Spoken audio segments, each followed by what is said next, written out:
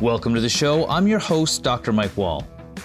Well, the ECT Ultra is a 50-kilometer race along the East Coast Trail starting in Pouch Cove at sunrise and ending at sunset in Quidi Vidi.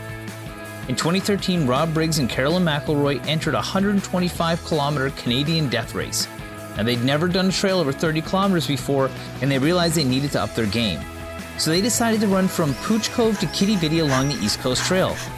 As they ran the route, they realized it would make a fantastic, challenging, and fun race. Exhausted and happy at the end, they enjoyed a pint and some hot food. Cheers. Now, Rob had recently returned from the UK, where fell or hill races are all about the race, not the extras like race food, medals, and t-shirts.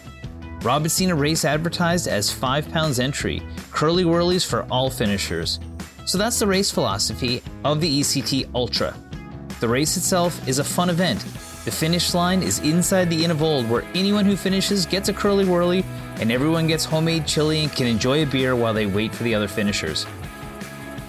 With an estimated 20 million participants since 2010, trail running has become one of the world's fastest growing sports according to the International Track and Field Federation. So today we're going to talk with Clarke. He's the Director of Sales, Marketing, and Communications and Community Events Coordinator at the Outfitters Adventure Gear and Apparel, and he's the organizer of the ECT Ultra. He's going to tell us more about the event itself. And in the second part of the show, we'll chat with Lindsay Baird, who was a first-time participant in the ECT 50 this year. She'll share about her preparation, the highlights, and tips for those looking at starting trail running and hoping to tackle next year's race. Well, Don joined me for the first half of the show from the Outfitters downtown to share more about the event last weekend. Let's check it out. Hi, Don. Welcome to the show. Thanks, Mike, for having me. I really appreciate it. No, it's such a timely topic. You guys just had a huge race. I'm like I said before, I'm a big supporter of the store. I love your shop. And so I guarantee that you have been busy selling sneakers and getting people outfitted because you had a very, very big event last weekend. Can you tell me a little bit about your relationship to the 50K Ultra Marathon that happened last week? Well, last week, I was first time ever I took on the role as the race director. Previously, the last 2 races that went ahead, I was a participant as well as a volunteer. Before we talk specifically about that race itself, I think that a lot of people are a little bit confused on what trail running is. It's not the same as jogging. It's not the same as the Tele 10. What is it? Can you give us like a Cole's Notes version of it? If anyone knows me, I like to give smart answers. And my first smart answer is trail running is running on a trail. Mm-hmm. So by definition, anything that is not pavement or sidewalk, whatever's off-road, that is technically trail running. However, in Newfoundland, we are very blessed with a world-class trail system that has been maintained and sustained by the East Coast Trail Association. And our trail running is a little bit more rugged, a little bit more technical than a lot of places in the world, but that's not to say a lot of places in the world don't have unique and independent and wonderful trails themselves. But in some cases, trail running is running down a dirt road or a gravel path. But in our case, we are on a rugged coastal terrain. I do have a secret, though. Mm-hmm. And I might as well put out there because the reason I wanted to get on here was celebrate our trail running community, but we have open arms and we're always looking for more people to get out. And what makes trail running really special is that it's not non-stop hard running. You are always 3 steps ahead of yourself. And that's about it. You go whatever pace you need to go. Maybe you want to walk up the hill. Maybe you want to run up the hill. It's very open and it's very accessible to all ages and abilities. And it's kind of fun when you tell people you run on the trail and you're a trail runner. Yeah. And they think you are insane. Yeah. But no, people should give it a try. I think so. And there's so many trails that are close to this city, or if you live anywhere on the Avalon, there's going to be access to amazing trail systems, or across the province, really. Now, when we do get into a little bit more of a hardcore approach towards it, you start getting into some serious distances. Okay. So when I look at, even if you were to walk it, the ultra marathon that you guys had last weekend, what constitutes an ultra marathon? How far is that? The standard for an ultra marathon would be it's just over 42 kilometers and just over 26 miles. The common two ultra marathon distances you will see is a 50 kilometer and a 100 kilometer. Mm-hmm. And sincerely, there are longer trail runs that are ultra marathons than that. Wow. Well, and so for the East Coast Trail event that we have here, there's one that happens each year. How did it begin? What's the history of that? It was started by Carolyn McIlroy, and back in England, it's like trail running, but it's called fell running. And there was a race that I believe inspired her. And it's all based on the personal accomplishment. That is what the spirit of the ECT 50 is about. Everybody goes out, some people go out to win and other people go for the challenge. And sort of this, I call it a shared suffering with the rest of the community, but whatever your pace, like it is sincerely a real personal accomplishment to push yourself and test yourself to cover that distance. And the race starts at sunset and the race finishes at sunrise. So you have sunset to sunrise to complete the distance from Pouch Cove to Quidi Vidi. And we actually, the finish line is the doorway at the Inn of Olde. Oh, what a great finish line that is. I have a place just down in Quidi Vidi, just up the street from Linda's spot. So that's definitely a good place to rehydrate after your long run. So what happened during the pandemic? Did you guys keep the race going during that period of time? There was no race for 2019 and 2020. Mm-hmm. So things are getting back. How was participation this year with it coming back on full stream? Participation was fantastic. It met all expectations. Our race cap is 100 people, which it is every year. We did have a few people drop out with some injuries and concerns about lack of training, but we ended up having 83 people at the starting line. Wow. And as my first time as race director, I was very happy with that. Oh, that's excellent. I'm sure you were. Were all the runners local, or were there people from across the province or even further away? There is a lot of people local across the province, and there were a few people that were from Nova Scotia, New Brunswick, Ontario, Alberta, British Columbia, and even Pennsylvania. Oh, cool. Well, that's great. So how did the standings end up panning out at the end of the day? Was there different categories? How did that work? Yeah, it's all based on finish time. And traditionally, you have what we'll call, you'd have first place male, first place female, and then you would have your first place overall. So in our case, first place was Wayne Walsh, and he's from Paradise, and he finished in 5 hours, 12 minutes, and 30 seconds. And then Catherine Cochran from Ottawa finished at 5 hours, 18 minutes, and 54 seconds. And it was really impressive. Yeah. Hey, that's 50 kilometers. That's not on a straight place. That's up and down the trails on rocky surfaces and routes. And that's very impressive when you think about going 10 kilometers an hour on that. But even more impressive, like if you were at the aid stations when they were passing, like you could see them in really good spirits, and people trail running, you see them smiling, and even though they're suffering, not a lot of road running do you see people smiling in there. But Catherine, like she was coming through at each, and she was smiling and laughing, and she was having a grand old time. It was quite something to see. Well, our next guest is actually my sister-in-law, and she came right by our house, and we were out in the road cheering her on as she came by. It was fantastic to see. And again, good spirits and a fun feel to it. It wasn't super competitive because, well, you had 50 kilometers to go, so you couldn't take any one section too seriously, it seemed like. It's a bit of strategy on pacing yourself and reserving yourself for going strong and knowing your limits. And, people train and condition themselves to get themselves to that point. And thankfully, we have a really well-established series of races across the province that lead up to our events. It's all independent, but I mean, we have the Joy Run 50, we have the Steep Ultra, we have the Rock Cut Ultra. There's Ales for Trails. There was a new race out for the Damnable Trail. And I'm probably missing something as well. Yeah. But people are always out running. We can trail run year round, but Yeah. it was really impressive. Yeah. And it's also impressive that it was set off by volunteers. So how many people volunteered and who was all involved? Yeah, so this is a not-for-profit race, ultimately benefiting the East Coast Trail Association. Without the trail, we wouldn't have trail running. We have behind the scenes, we had a whole team of volunteers who were out flagging the course ahead of time. So we had Sean Myrick and Chris Michelot, Grant Dwyer, Derek Roll, Wayne Walsh. I'm probably forgetting people as well.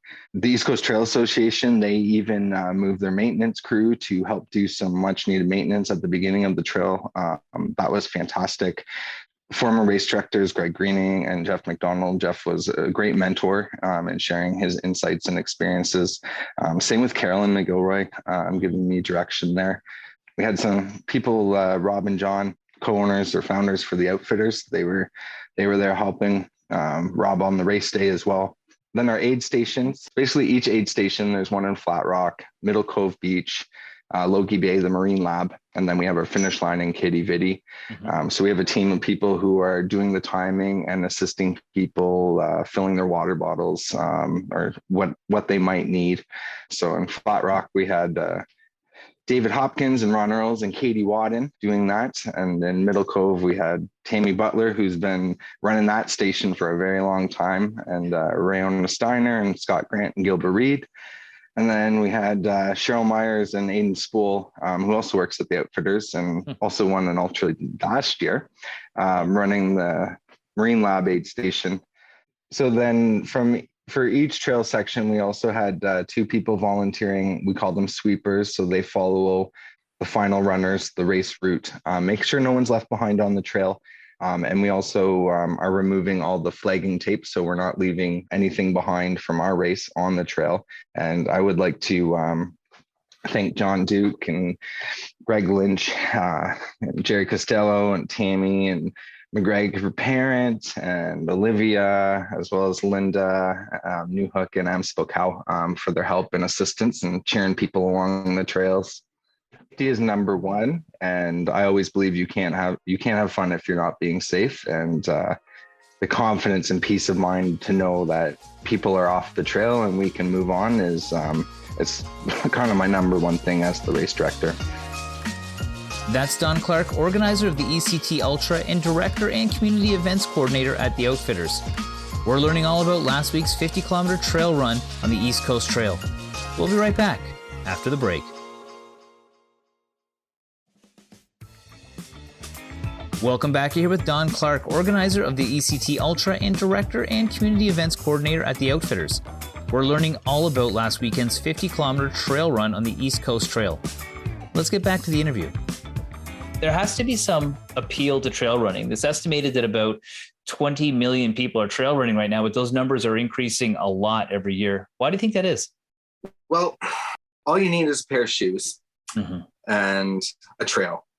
And any age, any ability, any body type, like anyone can be a trail runner. And if we're out on the trail running, like we're all like, you get it, like almost immediate sort of respect or acknowledgement in the trail running community. It's a very open and accepting community of people. And like, there's like, why wouldn't you want that? Like, we have a really strong Facebook group out there, and all trail running people can post on there, hey, I'm looking to go for a run. And chances are you'll get 3 or 5 strangers that you don't even know, like wanting to meet up and go out for a run with you.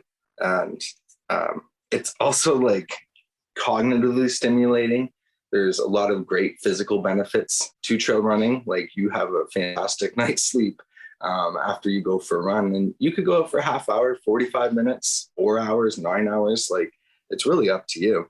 That's right. It's called an immersive experience, and can you really expand on that? Because I know that there's some health benefits being in nature, but how is trail running more immersive than other things that are done outside? I don't know totally about outside, but like if we were to compare to sort of road running, you don't have to look everywhere you're stepping, right? Like you can focus a bit more maybe on your pace and your distance and and stuff. But when we're trail running, like you can only really plan for your next 3 steps. Like you need to dodge this route, or like accommodate your path for this rock or whatever. Like you're really cognitively stimulated and engaged with your surrounding. And then on top of it, like, you know, there's this outdoor therapy. Like there's something real special about being out on the East Coast Trail, or out in the trail. It's quite nice. And then on top of that, let's go back to the popularity, and that it sounds scary, but like it's really safe. I don't have to worry about cars and people not stopping at stop signs or things like that. And usually you're probably with a friend, so like you have that shared experience and you're kind of chatting, and you know, you might want to stop, take a photo of the view, and there's always something out there.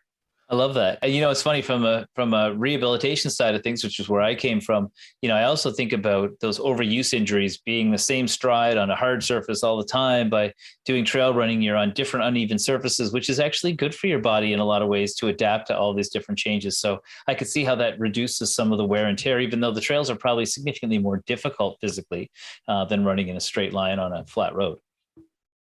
I'm glad you brought it up, because I wanted to bring that up, and I kind of forgot about that. But yes, it's different impact points, and you know, you end up using a bit more core and back muscles to balance and stabilize. And there's a handful of people that maybe have knee injuries, and you know, they've had to retire from road running, that have fallen in love with trail running.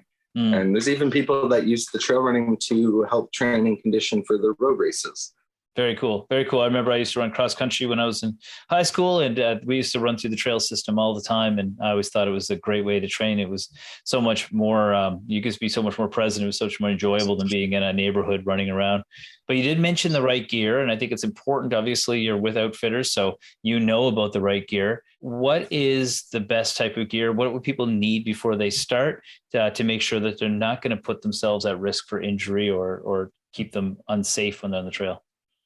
You need trail running shoes. So a trail running shoe feels like a running shoe on the top of your foot, but on the outsole, which is your the bottom of the shoe, there is a tread that has a better pattern for grip on non-pavement surfaces, so mud and rocks, gravel, dirt. So you can keep your traction, so you can confidently be moving up and down and around on the trail with stability and traction, so you're not slipping. Yeah, that makes perfect sense. Those routes get slippery. And I think that for folks listening that haven't spent a lot of time in the trail system in Newfoundland, our trails are a lot more rocky and a lot more rooty than other places, because our soil is so thin here that a lot of the time you are going over these routes, and quite often it's wet and can be slippery. So that makes a lot of sense to me right there. Okay, so that's shoes, but you mentioned there's potentially other gear as well. Yeah, from there, depending on what your needs and preferences are for the activity you're doing, you can really grow in this sport. Trekking poles are very popular, as well as there's hydration vests. So it's nice, not cumbersome way to carry snacks and your nutrition, as well as your water and maybe some other things you need, like a first aid kit or battery pack, a headlamp for when you get into night running. And then beyond the shoes, if we backtrack, like great pair of socks, you know, shorts or tights for colder weather, moisture wicking shirts. There's certainly a lot that we can do to enhance that experience, so you can focus on your enjoyment and performance. Mm-hmm. And I'm sure you won't say it, because obviously might be not wanting to promote too much, but I will tell people listening that I went to Peru and I hiked the Inca Trail, and I went down to your shop and outfit myself with all the gear before I went. And it was excellent, because people down there also have a really good knowledge of what people would need. And you've got a good variety of gear. So keep that in mind if you're listening and you do need some of this gear. Yeah, and really would appreciate the opportunity to earn anyone's business. And I genuinely say, like, we may be physically selling items, but ultimately we're selling experiences and memories, and it's something that we don't take for granted, and are an honor. It's an honor to be a part of people's enjoyment of the outdoors. Yeah. Well, it's very apparent to me that this is something you're extremely passionate about, something that you put a lot of heart and soul in, and you're very supportive of the community. Is there any last thoughts you want to leave our listeners with before we close up today? get outside. You'll be surprised if you're not one to get outside. If you are looking to get active or find something to do, give me a call. Be happy to chat with you. If you're interested in trail running, again, we got a fantastic community, but there will be a lot of intro and group run events coming back, and you're certainly welcome. Mm-hmm. And how would they find that Facebook group you spoke about that was so active? So NL Trail Running, which was actually founded by Quidi Vidi. Get on Facebook. It's just NL for Newfoundland and then Trail Running, and put in a quick request. There's a lot of people think we're from the Netherlands, so we kind of have to filter that a little bit. But all activities and events, according to Trail Running, are happening there. And there's also a provincial Trail Running Newfoundland group that was formed to promote the racing, which hasn't happened in a long time, and it's all finally back.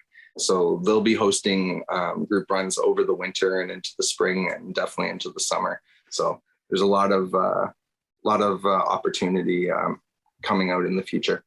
Excellent. Well, thank you so much for joining me today, Don. I really appreciate you taking the time, but also appreciate you for throwing such an amazing event and being one of the people to take the helm of organizing it. Thanks for joining us today. And if you ever have any more news, then feel free to reach back out. I really appreciate it. I hope you have a great day. You too. Well, that's Don Clarke, organizer of the ECT Ultra and director and community events coordinator at the Outfitters. We're learning all about last weekend's 50-kilometer trail run on the East Coast Trail. Now, when we come back, we'll chat with Lindsay Baird, who's a first-time participant this year. She'll share her preparation, her highlights, and some important tips for those looking at starting trail running and maybe even looking to tackle next year's race. We'll be right back after the break. Welcome back. We're here with Lindsay Baird, who is a first-time participant in the ECT Ultra this year. She'll talk about her preparation, highlights, and some tips for those looking at starting trail running or looking to tackle next year's race. Let's check it out. Hey, Lindsay, welcome to the show. Hey, Mike. Thanks for having me. That's easy to rope you in. We are family, but we recently witnessed you run by the house and we were hooting and hollering as you ran the East Coast Trail Ultra Marathon. So who better to answer some questions about that experience than you, of course. So tell me a little bit about yourself and how long you've been running for. I have been running for 5 or 6 years now, but it's only been in the past couple of years that I've been running on the trails a little more. Mm-hmm. Were you always a runner, or did you get started doing other sports and then sort of migrate to road running and then into the trails? How did that work? I started running with encouragement from friends. I remember my first 5-kilometer race was the Run for the Cure. Mm-hmm. And I haven't stopped running since, but it really does take some encouragement when you feel a little nervous about a race or a longer run. And it's nice to hear from friends that also struggled with running. Mm-hmm. Yeah, running is challenging. I remember I did a road race when I was a little kid, and I did really well, and I thought I was a good runner until I reached adulthood and realized I'm a terrible runner, actually. Exactly. But there's certain things. Some people love running. So what are some of the things that make you enjoy running that maybe other people could relate to that are listening? I love being outdoors. And some days I don't feel like I want to get outdoors, especially after a long day at work.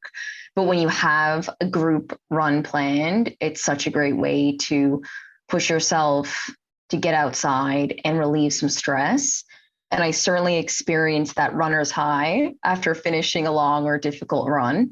Mm-hmm. I also have a very energetic husky, as you know, so he likes to come along as well.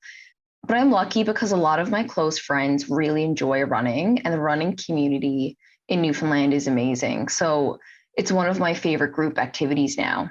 Mm-hmm. I've met so many people during trail races as well. And I find you really bond with people on the trail because you're both tackling this challenge together. There's no one else around except for you and the couple of runners nearby. So I've made so many friends. Yeah, I can relate to that, not from a running perspective, but I rode the regatta for a number of years. And I know that the people I met down there doing it, you have this common link of, I don't know, it's a common sort of craziness of deciding to do something that's pretty challenging, but it does bring you together and you do have a sense of community with that. But you kind of said it, you go on different runs. There's different lengths of runs. What kind of distances do people run and what have you sort of typically run in the past? 50 is by far the longest distance I've tackled. Leading up to the 50, I did have a 35-kilometer trail run in my training plan. So those are two of my longest runs. I've ran a variety of races in the past, both trail and road. The longest being a half marathon, I'd say, which is about 21 kilometers. I've also raced in snowshoes. So there are so many different styles of racing that are happening in Newfoundland. You've just got to know where to go find these events. Yeah, and that's why I wanted to talk to you today, because you're somebody who's kind of migrated through the various different types of running. You kind of know it, and it'd be an experience to be similar to anybody that was sort of immersing themselves in a new habit, like running, this listening here today. So you said you ran in trail runs, you run in road race. I know you've run the Telly 10 several times, but what do you prefer, and sort of what are the pros and cons of each one of those types of racing? I do enjoy a combination of both. And you'll notice that in a lot of the trail running training plans that there's a combination of road and trail, but I do favor the trails. We're so lucky here. Running along the coast is always breathtaking. Like, it doesn't get old for me. It's a bit of an adventure, meeting your friends, packing lunch for the day. Like, your trail runs are going to be longer than your road runs. Like, my pace on the trail is much slower because you're climbing. There's a lot of elevation. So you may spend hours out on the trail. So it's definitely a different experience. Mm-hmm. That's right. You can even take some time waiting for your family members to get up the driveway when they miss you running by the house. Absolutely. And I think that's one of the things that sort of come through in my conversation with Don as well, is that those events are a little bit different than the hyper competitive road races where people are going for perfect timing, because there's so many unexpected variables when it comes to trail running. So what really motivated you to not only get trail running, but in this case specifically, do the East Coast Trail Ultra Marathon? Because that's 50 kilometers. I didn't realize it actually starts the night before. It goes all night long, and then you have until a certain period of time the next day to actually finish this race. So what prompted you to do this pretty huge physical challenge? I had signed up for a 25-kilometer trail run on the West Coast this summer. It's called the Joy Run, which was founded by Tanya Joy, and she's an excellent trail runner. She ran the ECT 50 as well. Anyhow, I couldn't make the race on the West Coast, and I was really disappointed. So when I saw that Dawn was organizing ECT 50, I had to register. However, it definitely took some encouragement from friends and fellow runners. Obviously, you want to be safe and avoid injury, so you don't want to push yourself beyond what's possible for your body at the time. But I figured I had enough time to train properly for this. I guess that's a big point, is training comes down to it. This is my world. This is where I came from, was training athletes. And the training for this, no matter how fast or slow you go, you still have to be cognizant that your body can get damaged doing this enormous amount. I've hiked 20 kilometers before, and my body was destroyed the next day. I couldn't imagine running 50. How did you actually train for the event, and was it a long process? For sure. A lot of the training plans I've seen for something like this are a few months at least. You want to have a few months to train. So I trained on both road and trail. Mm-hmm. And we're so lucky in St. John's because our trail systems are so accessible. So I would run Sugarloaf Trail in the mornings with my friend Annika Sharway, who also ran the ECT 50. Mm-hmm. And on the weekends, we would fit in a longer run, such as Styles Cove Path, which is about 15 kilometers. There are so many training plans online as well for marathon training and ultra marathon training. So I did find one that worked for me based on my skill level when I decided I was going to do this. Mm-hmm. It's not just running, it's your stretching, yoga, cross training. All of those things prevent injury when you're tackling something as long as the ECT 50. Mm-hmm. So mm-hmm. important to have a plan in place and to follow it. It's really easy. I certainly veered off the training plan when I was really busy or I had things come up unexpectedly, which definitely added to my stress, but it all worked out. Okay, so now you've physically prepared yourself for a race, you've mentally prepared yourself for a race, you've had all the support, you've had friends and everybody to get you all prepared for this big event, and now you're actually running the race. And one of the things that's coming back is how much fun it was. What was the part that you enjoyed the most? Was there a certain view or a certain aspect that really stood out to you? Yeah, a couple for sure. Well, Father Troy, always loved that section. Running along the coast towards Torbay Beach. It's just a beautiful trail. It's not overly technical. It's easy on the legs because it's less rocky than the other section. So that was lovely. Seeing so many familiar faces that I haven't seen in months. I mean, for the past few years, we haven't had an opportunity to run together. And a lot of people in the running community, I mean, I would only see them at races. So it was so nice to catch up with other people on the trail. And, you know, when I was finishing and running towards Quidi Vidi, I could hear my friends cheering for me in the distance. Some of them even brought their kids. You know, you were out waving at me when I ran by your house. So it's so fun to see friends and family when you're running. That's right. That's right. Well, Leanne and your mother ran halfway down the road in a pair of slippers, I think, to keep up and be motivated. And that's awesome because, you know, that doesn't happen in the Boston Marathon. And, you know, exactly. That was all stuff you enjoyed, but there had to be periods of time during that race that you found exceptionally hard. What was the hardest part of the race for you? It was the first section, actually, which is funny because I had a lot of energy and adrenaline, and I enjoy Styles Cove path, which would have been where we started. But I was experiencing knee pain, and a few weeks before the race, I started experiencing this knee pain, and it was creating this anxiety. So that really affected me mentally. I had to overcome that anxiety that I wouldn't finish due to this mild knee injury that I had sustained. But luckily, the pain subsided, and the rest of the race went off without a hitch. It was an absolutely beautiful day, and I didn't experience any other issues. So the hardest part is definitely overcoming that mental challenge when you feel like you may not make it to the end. Well, that's Lindsay Baird, who's a first-time participant in the ECT Ultra this year. She's sharing about her preparation, some highlights of the race, and some tips for those looking at starting trail running or looking to tackle something a bit more intense like the ECT Ultra next year. We'll be right back after the break.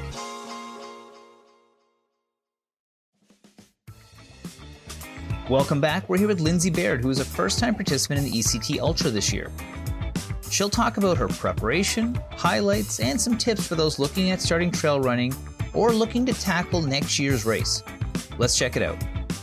Okay, so you mentioned some different challenges there. You said knee pain, you said there's training, there was just the idea of committing to the event. What was one of the things that you know made the event special for you to participate in? Was it the friends? Was it the views? What was it? It's so incredible to see all of the volunteers and friends and family out on the course, just cheering you on and bringing you fuel or a change of clothes. It really takes a village of people to get you across the finish line. I also ran alongside two of my best friends, Annika and Alyssa Devereaux. And tackling a challenge like that alongside your buddies is always really special. And actually, my friend Alyssa was the first woman to run the East Coast Trail North section unbroken. So she ran 105 kilometers in 25 hours. Wow. She's super inspiring. She really encouraged me to start trail running early on. So we ran into Middle Cove together, and Alyssa actually stopped to breastfeed her baby. And then she got back on the trail and finished the race. So she's a superstar. Yeah. Yeah, that's pretty wild story. When you told me that's a interesting story, but also something that shows that, you know, the type of race is very different than what people would expect, where, you know, people are pacing themselves and they're doing it for other reasons than just winning. It's just a sense of accomplishment to complete something that's such an enormous task for people.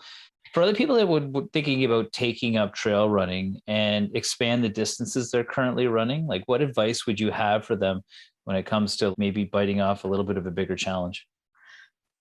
There are a bunch of great running groups on Facebook. You can join to keep up on races and group runs, such as NL Trail Running and NL running. It's great to join those groups because tackling longer distances, it's really great to have a buddy out there to keep you motivated. It's also safer to be out on the trail. If you're going to be out on the trail for 6 hours, to have a buddy. So really recommend joining those Facebook groups. And it's important to have the proper gear as well. And there's so many knowledgeable people at Outfitters. I went to Outfitters before ECT 50 to discuss running with poles. And I had never ran with poles before. So I picked up poles at Outfitters. I looked at a few, I tried a few out there in store, and I ended up running the ECT 50 with poles. And it changed everything for me. It really took a lot of the strain off my legs when I was climbing up some of that elevation. So getting your crew and having proper gear, I think, is really important when you're going to expand those distances, and layering on those kilometers slowly so you don't experience some sort of injury. Yeah. Having mentorship is important. Again, I'll just sort of cross-reference my experience with rowing. When we started rowing, we got Mike Power, who's in the Hall of Fame, come out and show us, because if you're going to tackle something that's going to be challenging, it's best to do it right off the get-go so that you don't hurt yourself and you are safe. Especially something like trail running, you're on cliffs, you're in the middle of nowhere, and those trail runs tend to be quite long. And so for you, somebody who's an experienced runner, what surprised you the most about this experience, and what did you learn from it going forward? I learned a lot about nutrition and what works for me to keep me energized during a longer run. Everyone is so different and they react so differently to things like caffeine or gels and solid foods when you're running. Because this was my first ultra, I really wasn't sure what was going to work for me. So during our training, we tried many different things, but you still don't know, when you're at the 45 kilometer mark, what may work. I did hit a spot alongside Sugarloaf when I was totally drained, and I thought, this was at like 45. I thought, okay, I'm tapping out. And I realized that, I hadn't been eating. So I did set alarms so that, I would remind myself to eat throughout the 50 kilometers. But I would say that was surprising. Some things that had worked for me in the past on shorter runs just didn't jive with me during the ultra. So yeah. And it's such a hard event to train for, because you're not going to be doing races that are 50 kilometers in preparation for it like you could do with road races. And so, nutrition, you're speaking my language on that one. That is one of the most complex things for people to figure out, depending on the weather, depending on the time of year. There's a whole bunch of factors that can play a part in that. So that's good. You learned that. Of course, you'll be able to carry that forward with you on future runs, because it was such a longer run than you're used to. But the big question, I guess, would be, would you do it again? Absolutely would do it again. I think I'm still experiencing the runner's high a few days after the fact.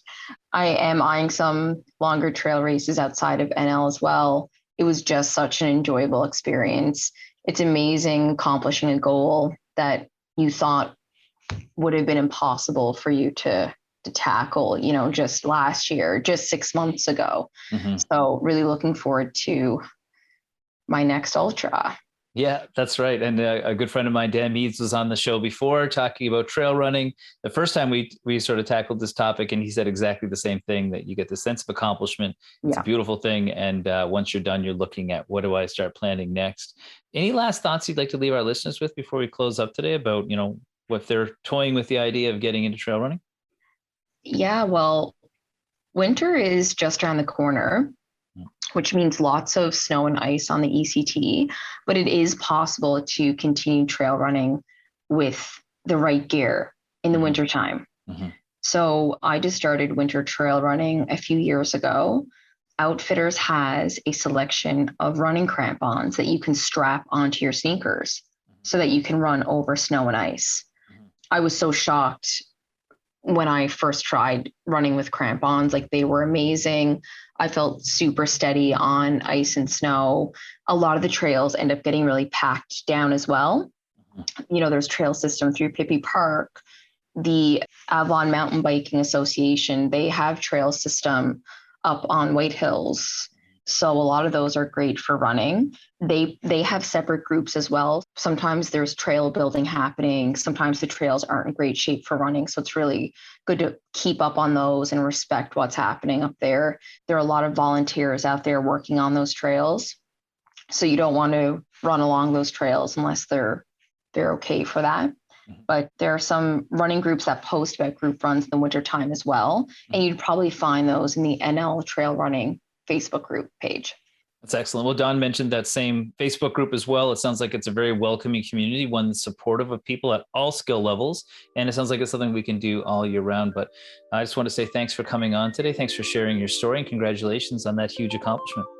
Thanks so much. Well, thank you to my guests for joining me today. There's no doubt that the ECT Ultra is a grueling 50-kilometer event. However, it also seems to be a really great time. Fun is emphasized, community is fostered, and the finish line being the Inn of Olde sounds like a pretty nice reward after a long run. For a sport that sounds like it might be exclusive to joint, the resounding takeaway is that it's all about community and supporting one another. Whether you're new to trail running or a seasoned veteran, there's room for everyone. And the fact that we have some of the most amazing trail running systems in the world doesn't hurt either.